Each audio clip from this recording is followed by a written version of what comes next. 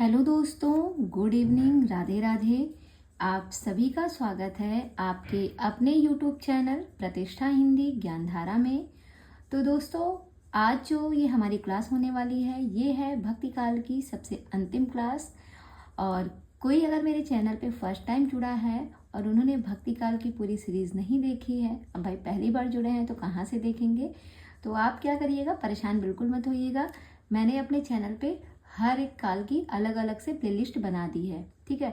तो आप वहाँ से जाके सारी रिकॉर्डिंग देख सकते हैं और अच्छे से उसका अध्ययन भी कर सकते हैं। जितना भी मैंने अपने चैनल पे पढ़ाया है सबकी प्लेलिस्ट अलग अलग बना दी गई है। और बहुत से लोग कहते हैं कि मैम प्लेलिस्ट बना दीजिए इसकी, तो आप एक बार प्लीज़ जाके चेक कीजिए। मैंने सारी वीडियोस की प्लेलिस्ट बनाई है, जैसे आदिकाल की अलग बनाई है, भक्ति काल की अलग बनाई है, और भी जो मैंने पढ़ाया है मिलती जुलती रचनाएं हो गई। संस्कृत की मैंने पूरी क्लासेस ली हैं, उसकी भी प्लेलिस्ट आपको मिल जाएगी। तो आप एक बार जाके प्लेलिस्ट में चीज़ों को ढूंढा कीजिए, वहाँ पे आसानी से हर चीज़ आपको मिल जाएगी। फिर भी अगर कोई समस्या होती है तो आप मुझे जो है मैसेज के ज़रिए बता सकते हैं, कमेंट बॉक्स में मैसेज कीजिएगा, ठीक है। तो वहाँ से मैं आपका रिप्लाई ज़रूर करूँगी। तो आज जो है ये आखिरी क्लास होने वाली है और इस समय जो है हम लोग भक्ति काल को पढ़ रहे हैं सरस्वती पांडे, गोविंद पांडे की पुस्तक से। पेज नंबर 142 चल रहा है, जिसमें देखा जाए तो आधा पाठ हमने पढ़ लिया है। और आज हमें अकबर दरबार का काव्य अकबरी दरबार का काव्य देखना है कि अकबर के दरबार में रहने वाले जो कुछ लोग थे उन्होंने किस किस काव्य की रचना की थी। तो चलिए देर ना करते हुए क्लास की शुरुआत करते हैं। आप सभी बने रहिएगा शुरू से अंत तक, ताकि हर एक पॉइंट आपको अच्छे से समझ में आए। तो चलिए देखिएगा, अकबरी दरबार का काव्य। भक्ति काल के दरबारी कवियों का काल क्रमानुसार विवरण निम्न है। तो यहाँ पे हम देखेंगे जो अकबर के दरबार में रहने वाले कुछ कवि लोग थे, उनके दरबारी कवि थे, उनका समय क्या था और उन्होंने कौन कौन से ग्रंथों की रचना की। तो यहाँ पे देखिएगा, सबसे पहले अगर हम बात करें तो सबसे पहले जो कवि आते हैं वो हैं टोडरमल जी। कौन है सबसे पहले कवि? टोडरमल जी हैं। इनके समय की बात करें तो 1493 में इनका जन्म हुआ था और 1589 ईस्वी में इनकी मृत्यु हुई थी। 1493 में टोडरमल का जन्म हुआ था, 1589 में इनकी मृत्यु हुई थी। ग्रंथ की बात करें तो इन्होंने कुछ फुटकल छंद लिखे थे, कुछ फुटकल छंदों की रचना की थी टोडरमल जी ने, ठीक है। ये अकबर के दरबारी कवि थे। दूसरे आते हैं नरहरि महापात्र। दूसरे कौन है? नरहरि महापात्र हैं। देखिए, इनको आप याद रखिएगा, इनको जो नरहरि को जो महापात्र की उपाधि दी गई थी ये दिया था अकबर ने। इसको ध्यान रखिएगा, नरहरि को महापात्र की उपाधि प्रदान की गई है और दिया किसने है? तो ये दिया था अकबर जी ने। और एक आते हैं नरहरि बंदीजन, लेकिन ये है नरहरि महापात्र। तो इसमें प्रश्न बन सकता है महापात्र की उपाधि इन्हें किसने प्रदान की? तो ये अकबर के दरबारी कवि थे, तो अकबर ने ही इन्हें महापात्र की उपाधि भी प्रदान की थी। अब इनके जन्म की बात करें तो 1505 ईस्वी में इनका जन्म हुआ था नरहरि महापात्र का, और 1607 ईस्वी में इनकी मृत्यु हुई थी। यानी कि देखा जाए तो 102 साल तक ये जिंदा थे। नरहरि जो हैं वो कितने साल तक जिंदा थे? 102 साल तक। 1505 में जन्म हुआ था, 1607 में इनकी मृत्यु हुई थी। इन्होंने जो रचनाएं लिखी हैं वो हैं रुक्मणी मंगल, छप्पै नीति, कवित्त संग्रह। ये 3 रचनाएं जो हैं नरहरि महापात्र के द्वारा लिखी गई हैं। कहते हैं जो हरि थे, नरहरि, ठीक है, हरि ने जब नर का रूप धारण किया था तब ये कितने साल तक जिंदा रहे? 102 साल तक। 102 साल तक, यानी कि अगर आपको याद रहे, अगर जन्म और मृत्यु सीधे पूछ ले तो 1505 से 102 साल का अंतर होना चाहिए। तो 1505 में ये पैदा हुए थे और 1607 में इनकी मृत्यु हुई थी, तो 102 साल का अंतर हो गया। देखिए, इनके समय को आप याद भी रख सकते हैं। जैसे हरि हैं, हरि ने नर का रूप धारण किया था कब? 5 साल की अवस्था में हरि ने नर का रूप धारण किया। क्यों किया? सभी का साथ देने के लिए। सभी का साथ देने के लिए हरि ने 5 साल की अवस्था में ही नर का रूप धारण किया। तो 5 से हो जाएगा 1505 और साथ देने के लिए 1607। 7 से 7 याद हो जाएगा और 7 में इनकी मृत्यु हुई थी। रचनाएं कौन कौन सी हैं अभी आपने देखी, रुक्मिणी मंगल, छप्पै नीति, कवित्त संग्रह, ये 3 रचनाएं इनके द्वारा लिखी गई हैं। आगे देखिएगा बीरबल, जिन्हें हम ब्रह्म के नाम से भी जानते हैं, बीरबल ब्रह्म के नाम से इन्हें हम जानते हैं। और अगर बात की जाए इनके मूल नाम, तो बीरबल का जो मूल नाम है वो है महेश दास भट्ट। ध्यान रखिएगा, महेश दास भट्ट इनका मूल नाम है और अकबर ने इन्हें बीरबल की उपाधि दी थी। बीरबल को हम ब्रह्म नाम से भी जानते हैं। बीरबल को बीरबल उपाधि किसने दी थी? अकबर ने दी थी। ये इनके दरबारी कवि थे और बीरबल का जो मूल नाम है वो महेश दास भट्ट है। अगर किसी को नहीं पता है तो आप लोग जो है पुस्तक में ही लिख लीजिए या फिर कोई नोट्स बनाया है तो वहाँ पे लिख लीजिए। इनके समय की बात करें तो 1528 ईस्वी में इनका जन्म हुआ था और 1583 ईस्वी में इनकी मृत्यु हुई थी। किसकी? बीरबल की। बीरबल का जन्म कब हुआ था? 1528 में हुई थी और 1583 में इनकी मृत्यु हुई थी। इन्होंने भी कुछ फुटकर छंदों की रचना की थी। जिस प्रकार टोडरमल जी ने कुछ फुटकर छंद लिखे थे, उसी प्रकार बीरबल ने भी कुछ फुटकर छंदों की ही रचना की थी। नेक्स्ट में आते हैं तानसेन। ये वही तानसेन हैं जिन्होंने संगीत गायन की शिक्षा गोविंद स्वामी से ली थी। आपको ध्यान होगा, अगर आप मेरी क्लास में डेली जुड़े रहते हैं तो आपको ये पॉइंट याद होगा, मैंने पढ़ाया था। जो तानसेन है इन्होंने गोविंद स्वामी से जो है संगीत और गायन की शिक्षा ली थी। तो यहाँ पे ध्यान रखिएगा, जो तानसेन हैं इनका जो जन्म है 1531 ईस्वी में हुआ था और इनका जो जन्म है 1531 ईस्वी में हुआ था। 1583 में इनकी भी मृत्यु हुई थी। जैसे बीरबल की मृत्यु 1583 में हुई थी, वैसे ही तानसेन की भी मृत्यु 1583 ईस्वी में हुई थी। अगर इनके ग्रंथों की बात करें तो इन्होंने संगीत सार, रागमाला और गणेश स्तोत्र नामक 3 रचनाएं की थी। तो जानती हैं तानसेन जो है भाई, ये संगीत और गायन के क्षेत्र में थे। तो सबसे पहले इन्होंने क्या लिखा? संगीत का सार लिखा था। और जब संगीत का सार लिखा तो भाई संगीत है तो आप राग में ही गाएंगे। तो तानसेन ने संगीत के सार को राग में गाया। और कब गाया? गणेश स्तोत्र। गणेश स्तोत्र में जो संगीत है, संगीत को राग में किसने गाया? तानसेन ने। इन्होंने संगीत का सार लिखा, फिर उसको राग में पढ़ा। कब पढ़ा? जब गणेश चतुर्थी आने वाली है ना, तो ऐसे याद कर सकते हैं। और जब हम किसी चीज की शुरुआत करते हैं गणेश जी से ही करते हैं। कहते हैं ना, शुरुआत करनी है श्री गणेश कीजिए। तो शुरुआत किए तो गणेश स्तोत्र के साथ इन्होंने संगीत सार को जो है राग में गाया। किसने? तानसेन ने। तीनों रचनाएं इनकी कनेक्ट भी हो जाएंगी। नेक्स्ट में देखिएगा, आते हैं गंग कवि। गंग कवि का जो नाम है वो है गंगा प्रसाद। इन्हें गंग कवि के नाम से जाना जाता है। अगर इनके हम जन्म की बात करें तो 1538 ईस्वी में इनका जन्म हुआ था और 1617 ईस्वी में इनकी मृत्यु हुई थी। किसकी? गंग कवि की। इनकी जो रचना है वो है गंग पदावली, गंग पच्चीसी, गंग रत्नावली। तो तीनों में गंग गंग गंग आया है, ये भी आसानी से ध्यान रहेगा। किसकी रचना है? गंग कवि की है। 1538 में जन्म हुआ था और 1617 ईस्वी में जो है इनकी मृत्यु हुई थी। किसकी? गंग कवि की। आगे देखते हैं, जो अगले कवि हैं वो है पृथ्वीराज। पृथ्वीराज के समय की अगर हम बात करें तो 1549 ईस्वी इनका समय है। इन्होंने कौन कौन सी रचना लिखी है? देखिएगा, वेली कृष्ण रुक्मणी री पृथ्वीराज कथी, वेली कृष्ण रुक्मणी री पृथ्वीराज कथी, श्यामलता, दशरथ राउत, वासुदेव राउत और गंगा लहरी। ये जो सारी रचनाएं हैं ये किसके द्वारा लिखी गई हैं? ये पृथ्वीराज के द्वारा लिखी गई हैं। कहते हैं कि इनकी जो रचनाएं हैं, वेली कृष्ण रुक्मणी री पृथ्वीराज कथी, ये इनके नाम में ही आ गया पृथ्वीराज के। ठीक है। श्यामलता, भाई श्याम की जो लताएं हैं वो आपको कहाँ पर दिखेंगी? हाँ, श्याम की लताएं जो हैं वो है पृथ्वीराज, पृथ्वी पर ही दिखेंगी। अच्छा, श्याम सगाई किसकी है? आप लोग कमेंट करके बताइएगा। ये प्रश्न आप लोगों के लिए है कि श्याम सगाई किसकी रचना है, एक बार कमेंट करके बताइएगा जरूर। यहाँ पे श्याम लता की बात करें तो श्याम लता जो है ये पृथ्वीराज की रचना है। फिर है दशरथ राउत, वासुदेव राउत और गंगा लहरी। गंगा में जो लहरें उठती हैं वो आप कहाँ पे देखते हैं? इस पृथ्वी पर ही तो आपने देखा कि गंगा में लहरें उठती हैं। इस पृथ्वी पर ही तो आपने देखा कि गंगा में लहरें उठती हैं।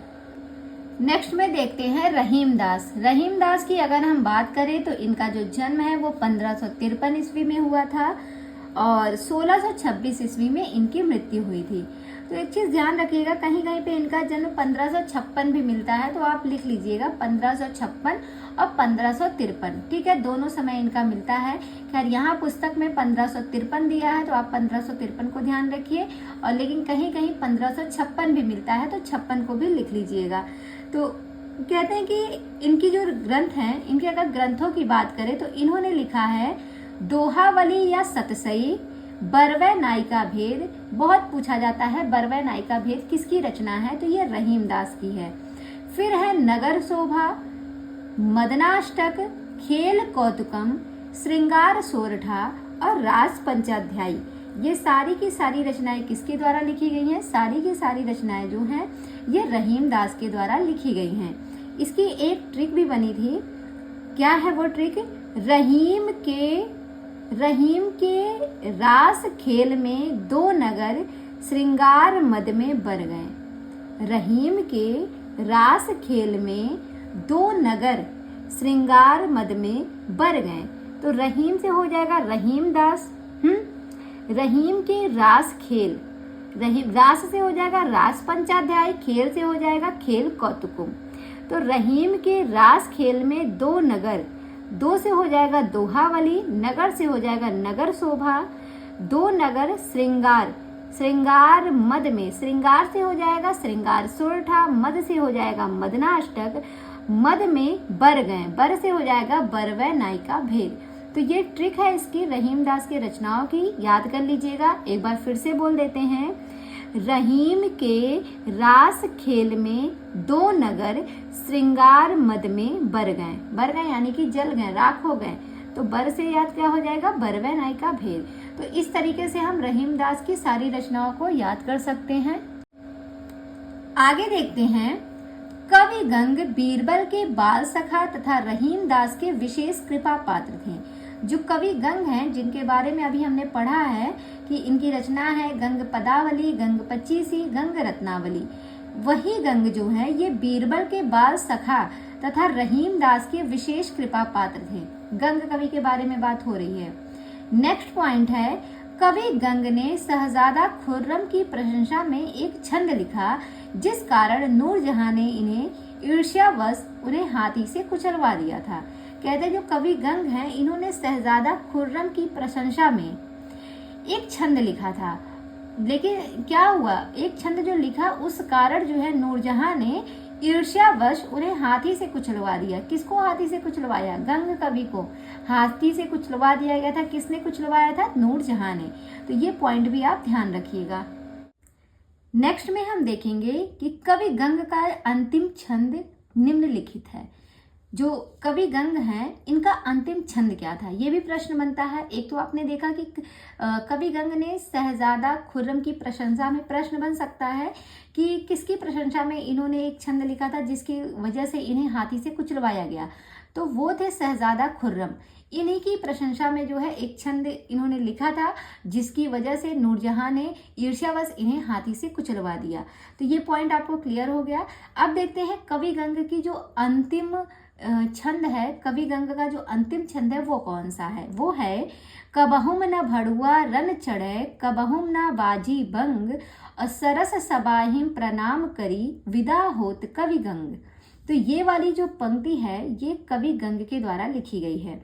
याद रखिएगा, ये इनका अंतिम छंद है। कैसे याद रखेंगे? कबहू न भड़ुआ रन चढ़े, इसको याद रख सकते हैं। भड़ुआ जैसे होता नहीं है, अरे भाई तू ऐसे रड़ुआ भड़ुआ रह जेबो। जैसे गांव में क्या होता है, जब कोई व्यक्ति, कोई लड़का जो है, जब वो शादी नहीं करता है, कहता है कि नहीं मुझे शादी ही नहीं करनी है, तो लोग कहते नहीं है कि का इसे पूरी जिंदगी रड़ुआ भड़ुआ बन के घूमोगे, तो बोलते हैं ना। तो उसी से आप थोड़ा सा याद रखिएगा। कहते हैं कबहू न भड़ुआ रंग चढ़े, हाँ, कि भड़ुआ लोगों पर कभी भी कोई रंग नहीं चढ़ेगा। कब तक नहीं चढ़ेगा? जब तक गंगा जल नहीं पिएंगे, जब तक गंगा जी में नहाएंगे नहीं। जैसे लोग एक टोंट मारते हैं, जैसे किसी की शादी होती है तो कहते हैं भैया अब हमऊ गंगा नहाए लिए, हमरो बियाह होएगा तो हमऊ गंगा नहाए लिए। हाँ, तो वैसे ही कहते हैं कि जब तक गंगा नहीं नहाओगे तब तक भड़ुआ लोगों पर कोई रंग नहीं चढ़ेगा। जब तक गंगा नहीं नहाओगे यानी कि जब तक शादी नहीं करोगे तब तक इन पर कुछ असर नहीं होगा।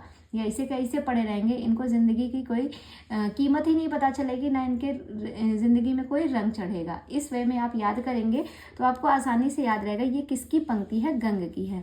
जब तक गंगा जी में नहाएंगे नहीं तब तक भड़ुआ लोगों पर कोई रंग नहीं चढ़ेगा। आसानी से याद हो जाएगा, कवि गंग के द्वारा लिखी गई ये पंक्ति है। गलत वे में मत जाइएगा, बस याद करने के लिए ये सारे शब्दों का प्रयोग किया जा रहा है। आगे बढ़ते हैं। नेक्स्ट में देखिएगा, भिखारी दास ने गंग के संदर्भ में लिखा है, एक पंक्ति लिखी है भिखारी दास ने, तुलसी गंग दुओ भय सुकविन के सरदार। ये पंक्ति जो है भिखारी दास के द्वारा लिखी गई है गंग कवि के संदर्भ में। तो ये लाइन हम लोग जब तुलसीदास के बारे में पढ़ रहे थे वहां पे भी ये पंक्ति पढ़ी थी हमने, भिखारी दास के द्वारा लिखी गई थी। तो इसको आप ऐसे याद कर सकते हैं, तुलसी और गंग इन दोनों लोगों को सरदार बना दिया। किसने? एक भिखारी ने। लेकिन वो पहले भिखारी नहीं थे। उन्होंने क्या किया, पहले वो भले व्यक्ति थे, उन्होंने तुलसी और गंग को सरदार बना दिया और इनको सरदार बनाने के चक्कर में वो खुद भिखारी बन गए।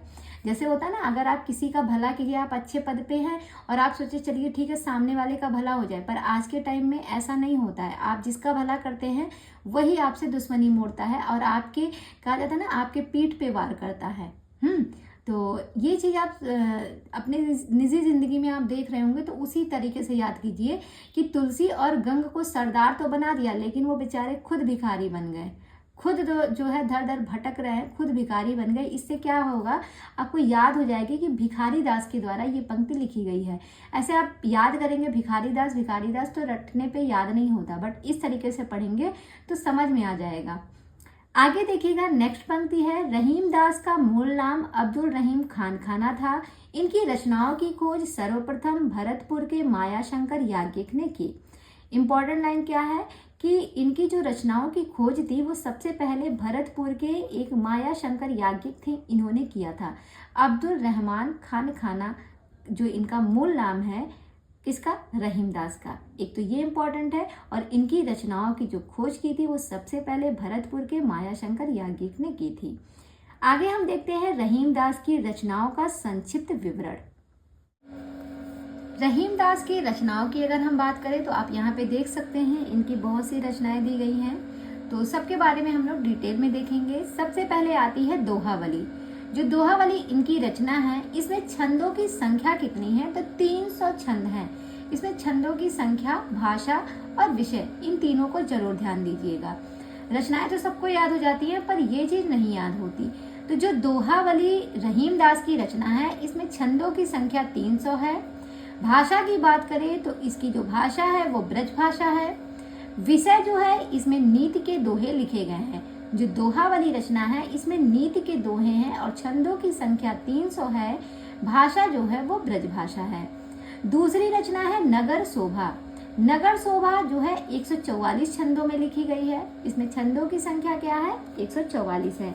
कैसे याद रखेंगे? कहते हैं कि भाई एक साथ जो नगर है, नगर की जो शोभा है, नगरों की जो शोभा है वो एक साथ 4 चांद लगा देती है। आप किसी नगर में जाएं, जब मुझे बहुत सुंदर लगती है नगर की शोभा, तो कहते हैं ना भैया इस यहाँ पे तो एक साथ 4 चांद लगा दी है, नगर की शोभा इतनी सुंदर लग रही है। ऐसा मानो एक साथ 4 चांद लगा दी हो, तो यानी कि 144 हो जाएगा इससे।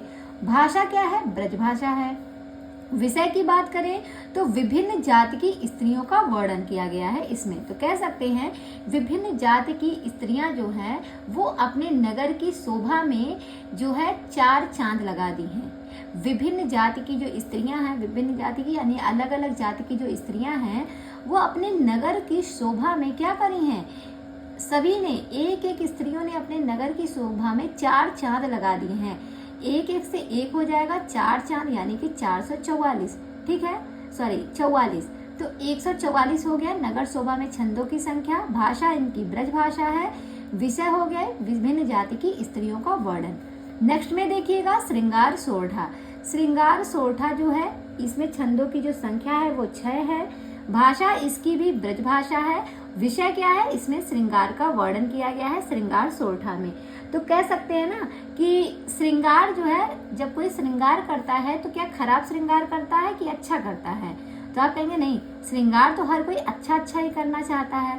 हर लोग चाहते हैं कि भाई हम अगर तैयार हो रहे हैं तो हम अच्छे दिखें, तो श्रृंगार जो है लोग अच्छा अच्छा करना चाहते हैं। तो अच्छे अच्छे से याद हो जाएगा कि 6। अच्छे अच्छे से क्या याद हो जाएगा? 6 याद हो जाएगा। छंदों की संख्या कितनी है? 6 है। भाषा क्या है? ब्रज भाषा है। तो ब्रज में जो श्रृंगार करते हैं लोग वो अच्छे अच्छे श्रृंगार करते हैं। आगे देखिएगा, अगली रचना है मदनाष्टक। मदनाष्टक में छंदों की संख्या 8 है। अब यहाँ पे अष्टक दिया है ना, मदनाष्टक, अष्टक यानी कि 8, तो 8 हो गया। भाषा क्या है? खड़ी बोली है। विषय की बात करें तो कृष्ण की रासलीला का वर्णन इसमें किया गया है। तो कह सकते हैं कि मदन नाम का कोई लड़का है, मदन नाम का लड़का 8 घंटे से खड़े था।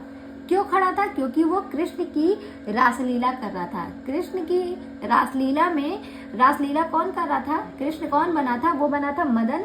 और मदन जो है 8 घंटे से खड़ा था, कृष्ण की रासलीला कर रहा था। तो 8 घंटे से 8 छंदों की संख्या हो गई। खड़ा था, खड़े से खड़ी बोली हो गई। और विषय क्या हो गया? कृष्ण की रासलीला। वो कृष्ण की रासलीला कर रहा था, इसलिए 8 घंटे से खड़ा था। कौन? मदन। याद हो जाएगा। फिर है अगली रचना बरवै नायिका भेद। बरवै नायिका भेद जो है, इसमें छंदों की संख्या तो नहीं पता है, लेकिन ये अवधी भाषा में है। भाषा क्या है? अवधी है। और बात करें इसकी विषय की तो ये नायिका भेद का निरूपण इसमें किया गया है। नायिका भेद का निरूपण जो है बरवै नायिका भेद में किया गया है। तो यहाँ पे ये हो गई रहीमदास की रचनाएं। इनकी रचनाओं की ट्रिक मैंने बता दी है, अभी आपको मैंने बताई है। वो ट्रिक क्या है? रहीम के रास खेल में 2 नगर श्रृंगार मद में बर गए। ये पूरी ट्रिक है। इस ट्रिक के साथ इनकी रचनाओं को सबको याद रख सकते हैं। आगे देखिएगा, नेक्स्ट पॉइंट है बरवै नायिका भेद अवधी भाषा में लिखा प्रथम रीति निरूपक ग्रंथ है। प्रश्न बन सकता है अवधी भाषा में लिखा गया प्रथम रीति निरूपक ग्रंथ कौन सा है? तो वो है बरवै नायिका भेद। इसकी रचना संस्कृत के भानुदत्त की रसमंजरी के आधार पर हुई है।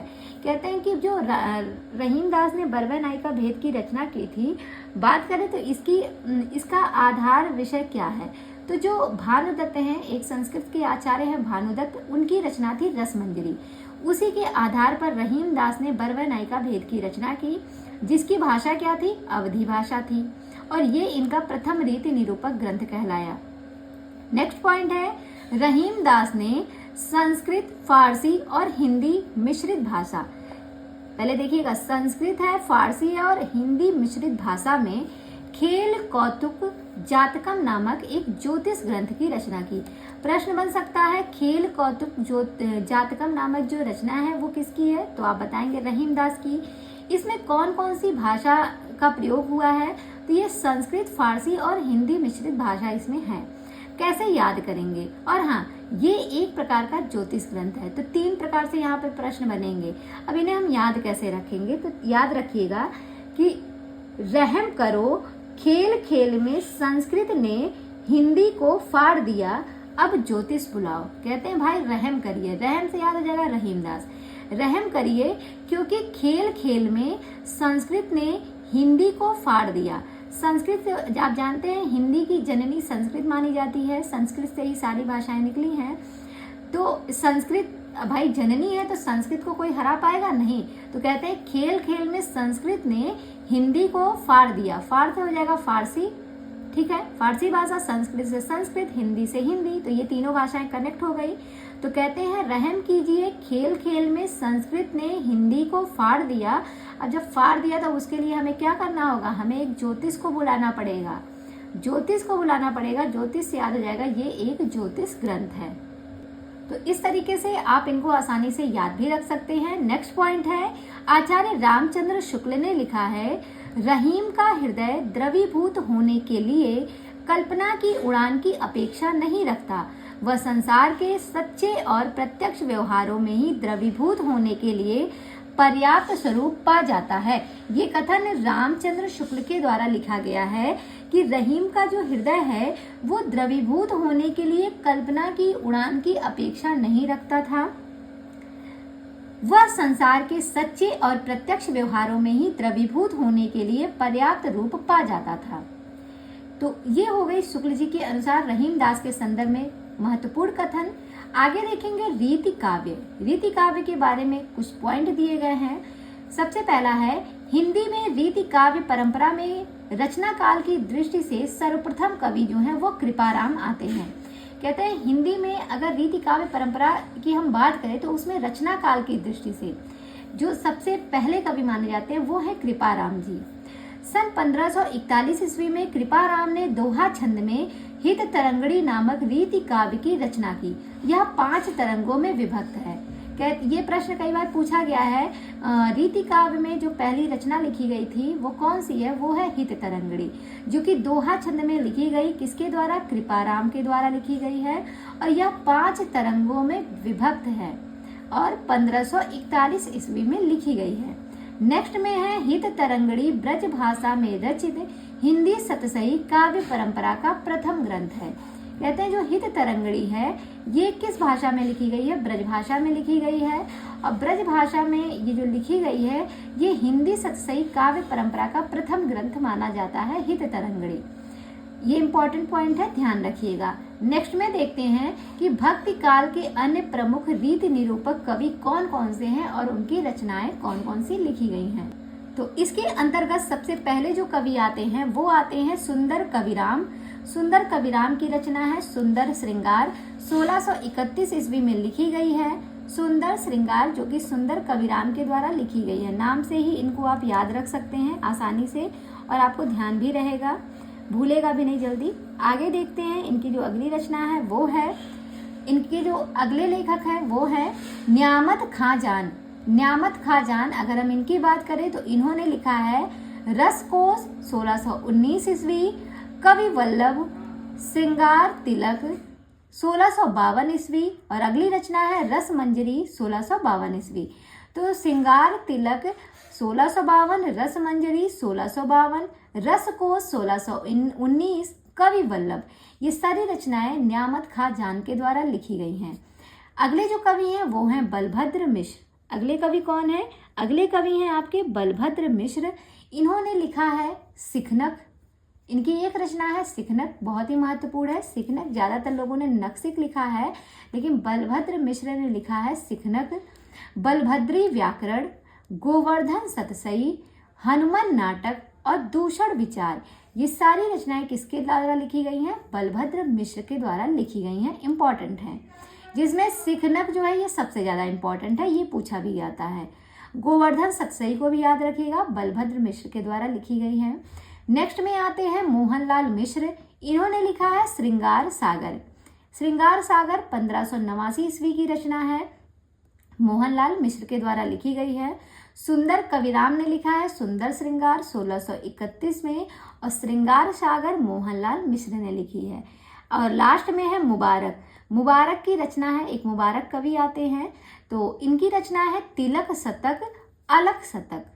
भाई देखिए जब तिलक होता है, हाँ तिलक में लोग देते हैं ना, पैसे वैसे देते हैं, तो तिलक शतक, तो तिलक में भाई शतक यानी कि 100 याद कर सकते हैं। तिलक में 100 रुपए दिए गए और अलख शतक है तो कह सकते हैं अलग को बना लीजिए अलका। अलका नाम की कोई लड़की है, उसकी शादी होनी थी तो उसके तिलक में 100 रुपए दिए गए और 100 रुपए देने के बाद मुबारक बधाई दी जाती है ना, तो मुबारक हो भाई आपको तिलक में, अलका को तिलक में 100 रुपए मिले। इस तरीके से याद रख सकते हैं, आसानी से याद हो जाएगा। ठीक है। अन्य कवियों की बात करें तो अन्य कवि में देख सकते हैं आप नरोत्तम दास जी आते हैं। नरोत्तम दास का जन्म सीतापुर जिले के वाड़ी नामक कस्बे में हुआ था। इनका जन्म कब हुआ था? सीताराम जिले के वाड़ी नामक कस्बे में हुआ था नरोत्तम दास जी का जन्म। नरोत्तम दास की कृतियों की अगर हम बात करें तो इनकी 3 रचनाएं मिलती हैं। पहली है सुदामा चरित जो कि एक खंड काव्य है, दूसरी है ध्रुव चरित और तीसरी है विचारमाला। ये 3 रचनाएं जो हैं ये नरोत्तम दास जी के द्वारा लिखी गई हैं और तीनों ही इम्पोर्टेंट हैं। सुदामा चरित जो है ये एक खंड काव्य है इनका, फिर है ध्रुव चरित और तीसरा है विचारमाला। तो याद रखिएगा विचारमाला जो है ये नरोत्तम दास की है और हमने रागमाला पढ़ी थी। रागमाला किसकी थी? रागमाला किसकी थी? वो तानसेन की रचना थी ना भाई, संगीत और राग वही गाते थे, संगीत में राग की आवश्यकता होती है। तो रागमाला तानसेन की है और विचारमाला नरोत्तम दास की है। तो दोस्तों, अगर आपको ये सेशन पसंद आया है तो आप वीडियो को लाइक कीजिएगा और कमेंट करके बताइएगा आपको क्लास कैसी लगी। और अगर कोई मेरे चैनल पे फर्स्ट टाइम जुड़ा था तो आप प्लीज़ चैनल को भी सब्सक्राइब कर सकते हैं। इससे क्या होगा, मेरे द्वारा जो भी वीडियोस अपलोड की जाएंगी उसकी नोटिफिकेशन आपको तुरंत मिल जाएंगी। तो क्लास जैसी भी लगे कमेंट करके बताइएगा। और आज हमारा जो है भक्तिकाल का टॉपिक समाप्त होता है। कल से हम शुरुआत करेंगे रीतिकाल की। तो सभी लोग कल की क्लास में जुड़िएगा। कल से जो है हम लोग रीतिकाल को पढ़ेंगे। तो मिलते हैं कल ठीक इसी टाइम शाम 6 बजे। तब तक के लिए बाय बाय, टेक केयर।